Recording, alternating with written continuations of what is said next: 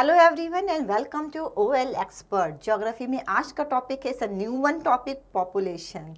Population से हम human population की बात कर रहे हैं, यानी कि हम अपनी बात कर रहे हैं। अगर हम देखें, फ्लैशबैक में जाएं, हमने काफ़ी चैप्टर्स इससे पहले कंप्लीट करनी है, जिसमें रिसोर्सेज भी था एक चैप्टर। रिसोर्सेज मीन्स रिसोर्सेज को हमने कितने पार्ट्स में डिवाइड किया है। फर्स्टली ये देख लें, रिसोर्स में आपका देखा था हमने biotic, abiotic and human resources, यानी कि सारे ऑर्गेनिज्म, यानी कि लिविंग ऑर्गेनिज्म एक ग्रुप में आते हैं, एक में आते हैं एबायोटिक, यानी कि जो नॉन लिविंग थिंग्स हैं वो आती हैं, और human as a separate resource हम पढ़ चुके हैं। फिर उसी को हम आज डिटेल में पढ़ेंगे। ह्यूमन यानी इंडिविजुअल की बात कर रहे हैं, और अगर पॉपुलेशन की बात कर रहे हैं तो एक पूरे लार्ज ग्रुप की, यानी कि पूरे मास की बात कर रहे हैं। और पर्टिकुलर पॉपुलेशन किसी पर्टिकुलर रीजन के लिए होता है, यानी कि कंट्री के लिए होता है या स्टेट लेवल पे होता है। पॉपुलेशन की मतलब ही है कि लार्ज ग्रुप की एक एंटिटी होगी, यानी कि मास होगा। एंड पॉपुलेशन या ह्यूमन इतना ज़्यादा इंपॉर्टेंट है कि लेटर ऑन ज्योग्राफी हम बात कर रहे हैं, लेटर ऑन आगे के क्लासेस में अगर आप देखेंगे तो ह्यूमन ज्योग्राफी एक सेपरेट एक स्ट्रीम ऑफ नॉलेज है, यानी कि आप इसे डिटेल में सभी चीज़ें, वेदर या बायोटिक हो या एबायोटिक रिसोर्सेज हैं, वो सब चीज़ें सिर्फ एग्जिस्ट करती हैं बिकॉज ऑफ ह्यूमन, यानी कि हमारी वजह से ही एग्जिस्ट करती हैं। अगर हम उसे यूज़ नहीं करते हैं, कोई सामान अगर पड़ा है, हम पहले भी पढ़ चुके हैं रिसोर्सेज में, अगर पानी है, पानी बह रहा है, नदी में पानी बह रहा है या ओशन में पानी है, अगर हम यूज़ नहीं करते, हम मीन्स ह्यूमन बीइंग यूज़ नहीं करते हैं, तो वो रिसोर्स नहीं कहलाएगा। रिसोर्स उसकी यूटिलिटी पे ही डिपेंड करता है, यानी कि अगर कोई सामान है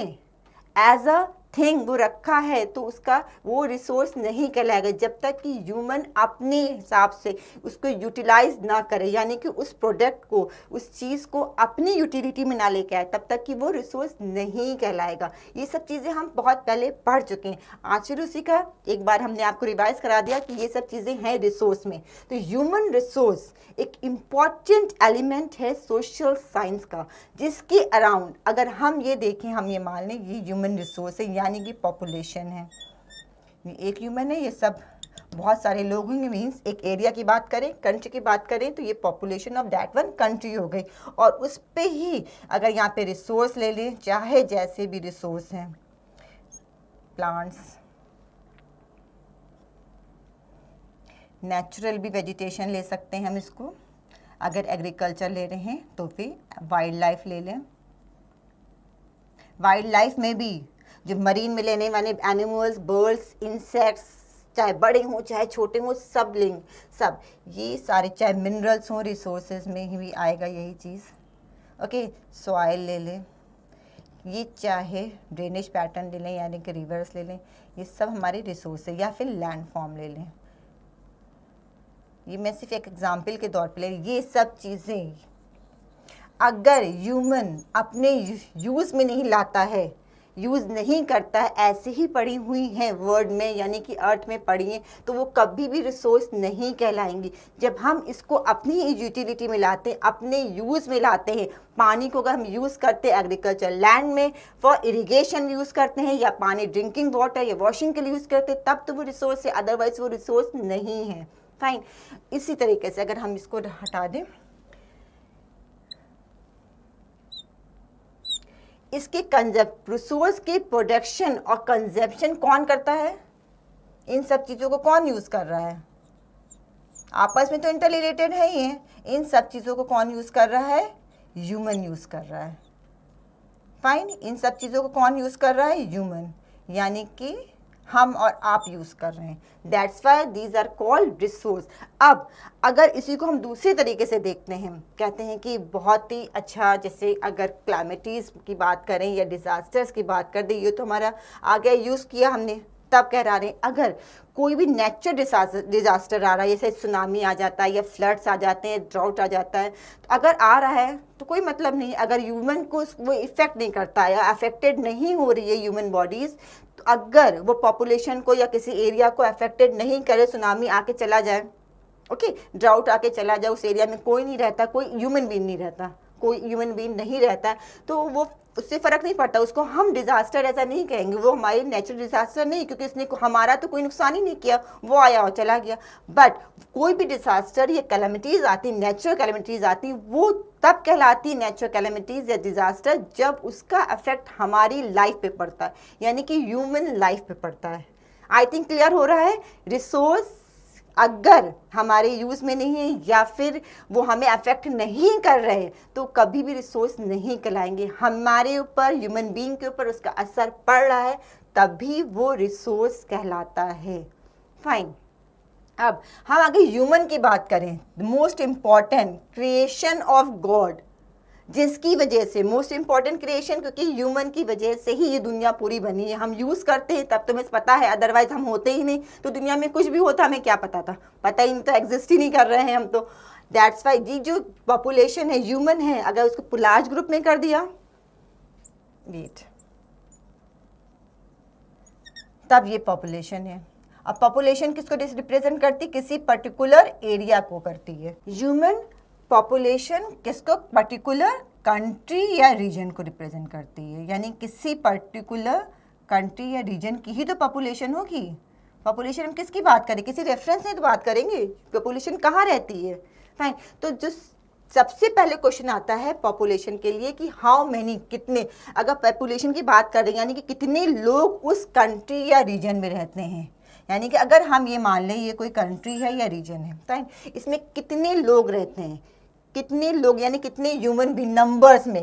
में कितने रहते हैं और वो कैसे रहते हैं, मतलब उनका स्टैंडर्ड ऑफ लिविंग कैसा है। स्टैंडर्ड फर्स्ट स्टेट या सेकंड स्टेट, या पुअर है, हाई क्लास है, लोअर क्लास है, क्या स्टैंडर्ड ऑफ लिविंग है, एंड वाई, वो क्यों रहते हैं। क्योंकि अगर हम किसी भी जगह की बात कर रहे हैं, वहाँ लोगों की बात कर रहे हैं, तो उसको अगर हमने कोई भी, अगर हम हिस्ट्री या ज्योग्राफी पढ़ रहे हैं, कुछ भी पढ़ रहे हैं, कोई भी सब्जेक्ट पढ़ रहे हैं, तो उसमें क्या होता है कि किसी लोग, अगर किसी इंसान के रेफरेंस से पढ़ रहे हैं, यानी कि किसी ह्यूमन बीइंग के रेफरेंस से पढ़ रहे हैं, तो हम पर्टिकुलर करते हैं, अच्छा उसको अगर ये प्रॉब्लम, अगर हम सिर्फ ज्योग्राफी हिस्ट्री को छोड़ देगा, किसी ह्यूमन बीइंग की बात कर रहे हैं, वो उसको बीमारी है या प्रॉब्लम है या सिक है, तो वो किस एरिया में रहता है, उस सिक है तो क्या रीजन है उसके पीछे, पता करते हैं ना उसकी रीजन क्या है, क्या प्रॉब्लम हुई, इसको क्यों हुई, कैसे हुई,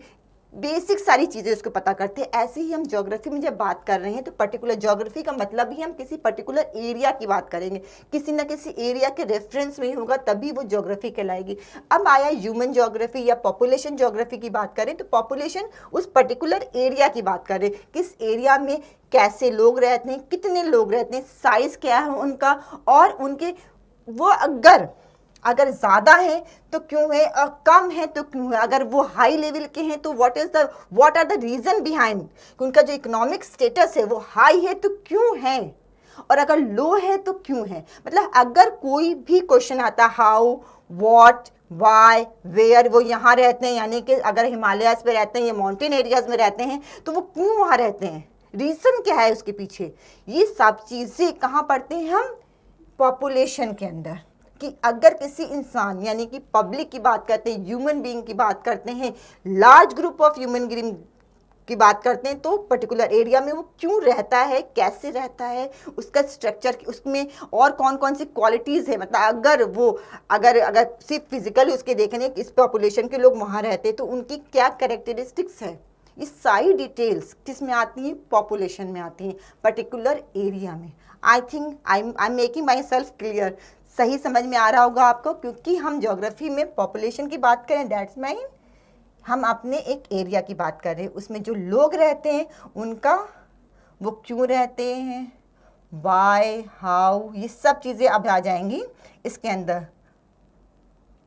क्या है, वो कौन कौन से ऑक्यूपेशन में रहते, कौन कौन सी क्या क्या ऑक्यूपेशन उनका लिटरेसी लेवल क्या है, उनका एज ग्रुप क्या है, उनकी सेक्स जो कैरेक्टरिस्टिक्स हैं वो क्या है, या मेल है, फीमेल है, क्या है, बच्चे हैं, छोटे हैं, बड़े हैं, एज ग्रुप क्या है, सब चीज़ें किस में आती हैं, सब इसमें आती हैं पॉपुलेशन में। यानी कि हम उसकी पूरी डिटेल नॉलेज, पूरी डिटेल डिस्क्रिप्शन जो कहते हैं ना पॉपुलेशन का, उस एरिया का पढ़ लेते हैं। अब हम इंडिया की बात करें तो इंडिया में द फर्स्ट मंथ सेंसस एक वर्ड है जो कि क्या कहलाता है, व्हाट इज सेंसस। अगर इन सब पॉपुलेशन का ये सब चीज़ें हमें कहाँ से पता चलेंगी भाई, कैसे लोग हैं। अगर इंडिया की बात करें, इंडिया में कैसे लोग हैं, क्या यहाँ का एज ग्रुप है, कौन कितने लोग ऑक्यूपेशन सर्विस करते हैं, कितने लोग बिजनेस करते हैं, कितने लोग लिटरेट हैं, कितने लोग इलिटरेट हैं, कितने लोग एम्प्लॉयड हैं, कितने अनएम्प्लॉयड हैं, या फिर कितने लोगों का क्या कहते हैं, क्यों यहाँ इस एरिया में रहते हैं, लाइन में क्यों रहते हैं इतनी ज़्यादा, या फिर डेंसिटी लेवल किसी स्टेट में बहुत ज़्यादा है, किसी में कम है, किसी स्टेट की लिटरेसी लेवल बहुत ज़्यादा है, किसी की बहुत कम है, तो क्यों है। ये सारी चीज़ें हमें इंडिया की रेफरेंस से बात करें तो इंडिया में कैसे पता चलेगा। हम किसी से पूछेंगे तो नहीं पता चलेगा। हम एक के बारे में बता कर सकते हैं, अगर इंडिविजुअल हम अगर किसी से बात करें कि हम बात करके पता कर सकते हैं कि हाँ हमारे कंट्री के या हमारे आसपास के लोग किस तरीके के हैं, उनका एजुकेशन लेवल क्या, तो हम एक से अलग अलग इंडिविजुअल क्वेश्चंस कैसे पूछ सकते हैं और उससे सारी नॉलेज कैसे पता करेंगे कि हाँ ओवरऑल जो निकालें कि इंडिया का ये अपने ही एरिया का लोकल लेवल पे कहें, हम पर्टिकुलर एरिया में रहते हैं तो हम हर एक से जाकर पूछ करके बात पता नहीं कर सकते हैं। फाइन, तो इंडिया में जो है जो भी ये बॉडी, एक बॉडी बनाएगी जिसका नाम है census, it is written here also census. ये एक ऑफिशियल बॉडी बनाई गई है जो कि पीरियडिकली यानी कि पीरियड में 10 ईयर्स का इसका दिया गया है। हर 10 ईयर्स के बाद ये एक, आपके पास भी आते होंगे आपके घरों में, अगर पेरेंट्स से पूछिएगा हर 10 साल में 10 ईयर्स में 2011 में लास्ट हुआ है आपका सेंसस का जनगणना जो हुई है वो 2011 में लास्ट हुई है। अब होगी 2021 का लास्ट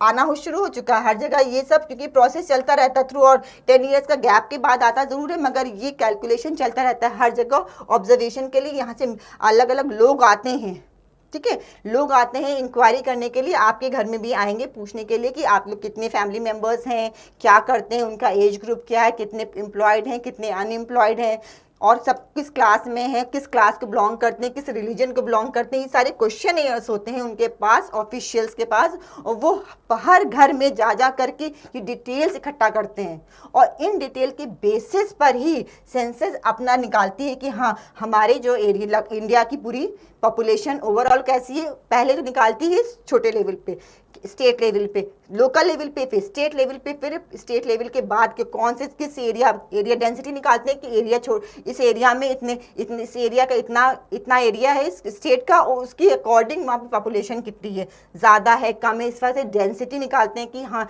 यहाँ कौन से डेंसली पॉपुलेटेड एरिया है और कौन स्पार्स डेंसली पॉपुलेटेड एरिया है। तो ये सारा काम कौन करता है, सेंसस करता है। एक अथॉरिटी है, एक ऑफिशियल बॉडी है इंडिया में जिसका काम ही है हर 10 ईयर्स पे एक सेंसस निकाला जाता है, उसके अकॉर्डिंग आता है कि क्या है आप हमारे इंडिया का जनगणना का क्या हिसाब किताब है, यानी कि पूरी डिटेल आएगी, उसमें हर चीज़ होगी, ऑक्यूपेटेड कितने हैं, कौन सा डेंसली पॉपुलेटेड एरिया है, कितने मेल और फीमेल का सेक्स रेशियो है वो भी बताएंगे, लिटरेसी लेवल बताएंगे हर साल का। तो ये चीज़ें जो है ना हर 10 साल पे हमारे पास ऑफिशियल रिकॉर्ड आता है। बट ऐसा तो नहीं है कि 2011 में हुआ है उसके बाद से जो ड्रास्टिक चेंज आएगा एग्जैक्टली 2021 में ही आएगा, बीच में कुछ हुआ ही नहीं है। ये तो ओवरऑल प्रोसेस है, प्रोसेस में कभी कुछ ये चेंजेस होते रहते हैं, नंबर्स इसमें चेंज हो जाए। अब ये तो है नहीं कि 2011 में और 2021 यानी कि 10 ईयर्स के गैप में कोई चेंजेस ही नहीं आए और एक बैक 10 ईयर्स के बाद चेंजेस आ जाएंगे, नहीं ऐसा तो नहीं होता ना। हर साल लिटरेसी लेवल ही बढ़ती, कम होगी और बढ़ेगी, है ना। और ऐसे ही डेथ रेट और बर्थ रेट का भी कैलकुलेशन होता है। तो हर साल चेंजेस होते रहते हैं और ओवरऑल जो कैलकुलेशन होता है वो 10 ईयर्स पे होता है। तो डोंट गेट कंफ्यूज कि अब 2011 में हुआ था अब 2021 में होगा, तो बिल्कुल एक बैक ड्रास्टिक चेंज आएंगे। ये चेंजेस आते ही रहते हैं, बट इसी वजह से जो हमारे पास जो रिकॉर्ड है टिल नाउ वो है आपका 2011 तक की, क्योंकि अभी इसका सेंसस अभी आया नहीं है, 2021 चल रहा है। Fine, we will get it exact. अब पता चलेगा कि जो नया रिकॉर्ड जो कैलकुलेशन हुआ है उसके अकॉर्डिंग हमारे हमारे इंडिया की पॉपुलेशन एग्जैक्ट क्या है, कौन सा डेंसली पॉपुलेटेड है एरिया, कौन सा स्टेट है, या फिर कहाँ सबसे ज़्यादा लिटरेसी लेवल है, कहाँ बर्थ रेट, कहाँ डेथ रेट ज़्यादा और कम है, लेटेस्ट अभी हमें पता चलेगा। तो लेटेस्ट आने के लिए you have to be updated रहिएगा। जब आएगा census then you will get the exact figure. But जो हमारे पास सेंसस है उसके अकॉर्डिंग ये अभी तक हम लोग ये फॉलो कर रहे हैं। फाइन। अब जो फर्स्ट हुआ था क्योंकि ये सेंसस एक पूरी बॉडी है जिसमें मेंबर्स होते हैं, वो काम करते हैं। तो फर्स्ट हेल्ड हुआ था 1872 में, स्टार्ट हो चुका था, बिफोर इंडिपेंडेंस था। और जो फाइनली हुआ था, जो बहुत ही फेयरली हुआ था, कंप्लीट किया गया था, वो 1881 से सिंस देन ये एवरी 10 ईयर पे हर 10 साल पे ये सेंसस अपना कैलकुलेशन देते हैं, यानी सेंसस के रिकॉर्डेड आते हैं 10 ईयर्स पे। 10 ईयर्स पे आता है तो ऑब्वियसली 10 ईयर पिछला ये गया था तो अब की बार का ये आएगा। तो ये इसकी वजह से सेंसस में पूरा डिटेल होता है कि डेमोग्राफिक स्ट्रक्चर क्या है, यानी पॉपुलेशन का स्ट्रक्चर एग्जैक्टली क्या है, सोशल हमारा जो सोशल स्ट्रक्चर है वो कैसा है, यानी कि यहाँ पे किस रिलीजन के लोग रहते हैं, किस कास्ट के लोग रहते हैं, किस स्टेटस के लोग रहते हैं, ये सब पता। इकोनॉमिकली क्या कंडीशन है यहाँ पे, या हाई क्लास रहता है, लो क्लास रहता है, और उनकी अर्निंग, अगर हाई क्लास है तो उनकी अर्निंग नियरली कितनी है, कितनी क्लास को कितनी अर्निंग है तो उनको हाई क्लास में करते हैं, कितनी अर्निंग है उनको लो क्लास या मॉडरेट क्लास में कहते हैं। तो ये सारी डिटेल्स किस में आती हैं, सेंसस के थ्रू आती हैं। फाइन, आई थिंक अब क्लियर हो गया होगा आप लोग को ना। प्राइम कंसेंट जो दिखाते हैं वो पॉपुलेशन में क्या क्या चीज़ें हम देखेंगे इस चैप्टर में। Okay, the first one is population size and distribution. कि population size what is this, ये है क्या, और इसका कैलकुलेशन हम कैसे करते हैं अकॉर्डिंग टू द एरिया, यानी कि जो एरिया है, अगर हम किसी स्टेट की बात करते हैं तो स्टेट लेवल पे होगा, अगर हम पर्टिकुलर किसी लोकल लेवल पे कहते हैं तो छोटी बॉडी हो जाएगी, और अगर हम पूरी कंट्री की बात करते हैं एज अ होल इंडिया की बात करते हैं तो उसके अकॉर्डिंग कि क्या पॉपुलेशन साइज है। ओके, और हमारा जो डिस्ट्रीब्यूशन है, अगर पॉपुलेशन का डिस्ट्रीब्यूशन कहते हैं ना, पॉपुलेशन का डिस्ट्रीब्यूशन क्या है, व्हाट इज दिस, तो उसमें क्या है, कैसे लोग रहते हैं, यानी कि अर्बन एरिया में रहते हैं, रूरल एरिया में रहते हैं। अब अगर रूरल कह रहे हैं और अर्बन कह रहे हैं तो उसमें क्यों कह रहे हैं इसको, यानी कि इसके फीचर्स क्या हैं, अर्बन एरिया के फीचर्स क्या हैं, रूरल एरिया के फीचर्स क्या हैं, क्यों कह रहे हैं, और वो पॉपुलेशन वहाँ क्यों रह रही है, कुछ ना कुछ अट्रैक्ट कर रही है वो चीज़ें, दैट्स वाई वो पॉपुलेशन वहाँ रह रही है। ओके, और वहाँ पे डेंसिटी लेवल क्या है, यानी कि एरिया ज़्यादा है और लोग कम है, यानी कि डेंसिटी वहाँ पे पार्सली डेंसिटी एरिया है। और अगर छोटा एरिया और बहुत ज़्यादा लोग रह रहे हैं, जैसे अगर हम ये बात करें, ये एरिया है, यहाँ पे सिर्फ इतने ही लोग रहते हैं, 1 2 3 6 लोग रहते हैं, यानी कि एरिया ज़्यादा है और सिर्फ 6 लोग रहते हैं। बट अगर एरिया इतना ही बड़ा है और बहुत ज़्यादा लोग रहते हैं, यानी कि यहाँ पे रिसोर्सेज जितने हैं उनका सही से बहुत अच्छे से यूटिलाइजेशन नहीं हो रहा है यहाँ के रिसोर्सेज का, क्योंकि इतने ही लोग हैं जो इसको यूज़ कर रहे हैं। बट अगर यहाँ बहुत ज़्यादा लोग हैं, उतने ही एरिया में रिसोर्सेज भी उतने ही हैं, तो उस रिसोर्स का मैक्सिमम क्या ओवर यूज़ किया जा रहा है। फाइन, तो ये सारी चीज़ें उस एरिया के जो लोग हैं पॉपुलेशन पे, उस पर क्या क्या असर पड़ता है, नेगेटिव पॉजिटिव, ये सब चीज़ें हम कहाँ देखेंगे, पॉपुलेशन साइज एंड डिस्ट्रीब्यूशन में। And population growth, next one है population growth and processes of population change. अब ये है कि पॉपुलेशन, अब भाई हम बात कर रहे हैं कि आपने चेंजेस आए हैं। अगर हम बहुत पहले की बात करें तो ऐसी जो आज की हमारे इंडिया की पॉपुलेशन है, second largest populated country of the world है आफ्टर चाइना, इंडिया की। तो ऐसा तो नहीं है कि पहले भी ऐसे ही था, जो आज हमारी पॉपुलेशन है वो पहले से ही ऐसी थी, या जो हमारे स्टेट आज पॉपुलेटेड हैं वो पहले से ही ऐसे थे, नहीं, ये चेंजेस होते रहते हैं, कभी ज़्यादा कभी कम। यानी कि ग्रोथ इनकी कैसी है, इंक्रीज किस लेवल पे कर रहे हैं, और the reason behind that one, अगर ग्रोथ हो रही है पॉपुलेशन की तो क्या रीजंस हैं, कोई ना कोई ऐसी रीजन से। पॉपुलेशन ग्रोथ का मतलब है कि वो एरिया लोगों को अट्रैक्ट कर रहा है, यानी कि उस एरिया पे लोग बाहर से भी आकर के वहाँ पे माइग्रेट करके वहाँ रह रहे हैं, या फिर वहाँ की पब्लिक जो है और ज़्यादा ग्रोथ कर रही है। तो डिपेंड करता है कि वो एरिया कैसा है, वहाँ पे रिसोर्सेज ज़्यादा हैं, कौन से ऐसे रिसोर्स हैं जो लोगों को अट्रैक्ट कर रहे हैं, और वहाँ पे पॉपुलेशन की डेंसिटी बढ़ती जा रही है। और अगर वहाँ से लोग बाहर भाग रहे हैं, क्यों भाग रहे हैं यहाँ पे वहाँ पे, यानी कि एम्प्लॉयमेंट की फैसिलिटीज़ नहीं या रिसोर्सेज इतने ज़्यादा नहीं, दूसरी जगह आसपास के एरिया, दूसरी जगह पे ऐसे रिसोर्सेज उनको मिल रहे हैं जो अट्रैक्ट कर रहे हैं, तो वो बाहर निकल के जा रहे हैं, यानी कि वो एरिया स्पार्सली पॉपुलेटेड हो जाएगा, वहाँ पे लोग कम रहेंगे, लोग बाहर की तरफ अट्रैक्ट हो रहे हैं। तो what are the reason behind that one, उसकी ग्रोथ कर रही, अगर वो एरिया बहुत ज़्यादा ग्रोथ कर रहा है, मतलब बहुत ज़्यादा हर फैसिलिटीज़ आ रही है वहाँ पे, वहाँ की जो इकोनॉमी है बहुत ग्रोथ कर रही है, क्यों कर रही है, आखिर क्या रीजंस हैं ऐसे कि वो वहाँ पे इकोनॉमी, पॉपुलेशन तो बढ़ ही रही है मगर वहाँ पे इकोनॉमी इतनी ग्रोथ क्यों कर रही है कि लोग इतने ज़्यादा अट्रैक्ट हो रहे हैं। तो कोई ना कोई तो रीजंस होंगे ना, वो सब चीज़ें हम कहाँ पढ़ेंगे, population growth and process of population change, कि कौन सा प्रोसेस है, किस वजह से ये सारे चेंजेस आ रहे हैं। And the third one is characteristics या क्वालिटीज ऑफ द पॉपुलेशन, यानी कि उस पॉपुलेशन अगर हम एज अ होल पढ़ें तो वो पॉपुलेशन अलग अलग एरिया का, कि उसमें जनरल भी देखेंगे, हम जनरल एग्जाम्पल के थ्रू भी देखेंगे और जनरल भी देखेंगे कि वहाँ की एज स्ट्रक्चर क्या है, यानी कि उस एरिया में ज़्यादातर से किस एज के लोग रहते हैं, बहुत ज़्यादा बूढ़े मिलते हैं, यंग एज ज़्यादा मिलती है, या बच्चे ज़्यादा दिखते हैं, या ओल्ड एज ज़्यादा दिखती है, वहाँ पे मेल फीमेल का क्या रेशियो है, वहाँ पे ज़्यादा मेल रहते हैं या ज़्यादा फीमेल रहते हैं, कैसा स्ट्रक्चर उसका, लिटरेसी लेवल का कैसी है, वहाँ पे ज़्यादा पढ़े लिखे लोग रहते हैं, स्किल्ड लोग रहते हैं, या फिर जो लोग बिल्कुल लिटरेट नहीं है, इलिटरेट है, वो लोग हैं, वो अपनी लाइफ, क्योंकि इन सब चीज़ों का असर वहाँ के स्टैंडर्ड पे पड़ता है, कि जैसे एजुकेशन होगी, जैसे आपका ऑक्यूपेशन होगा, उसी के अकॉर्डिंग आपका लाइफ स्टाइल होगा। तो ये सब चीज़ें डिपेंड करती, इंटर रिलेटेड है। और ऑक्यूपेशनल स्ट्रक्चर कैसा, आप बिजनेस क्लास ज़्यादा रहता है या फिर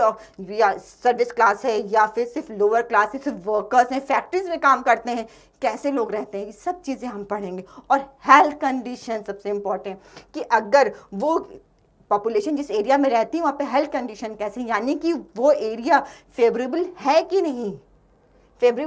लोग वहाँ पे अट्रैक्ट हो रहे हैं, यानी कि हेल्थ कंडीशंस भी अच्छी, अगर नहीं होंगी तो वहाँ से लोग जाना शुरू करने, बहुत ही सीवियर कोल्ड के एरियाज होते हैं, वहाँ पे हर चीज़ अगर मिल रिसोर्स भी हैं, सब कुछ है, मगर वहाँ लोग ज़्यादा नहीं रहते, पॉपुलेशन इतनी ज़्यादा नहीं है, क्यों नहीं है, क्योंकि वहाँ पे रहना is a big task for a human being, वहाँ पे सर्वाइव करना मुश्किल होता है सीवियर कोल्ड की वजह से। फाइन, तो ये सारे रीजंस, ये सारी चीज़ें हम वन बाय वन करके पढ़ेंगे।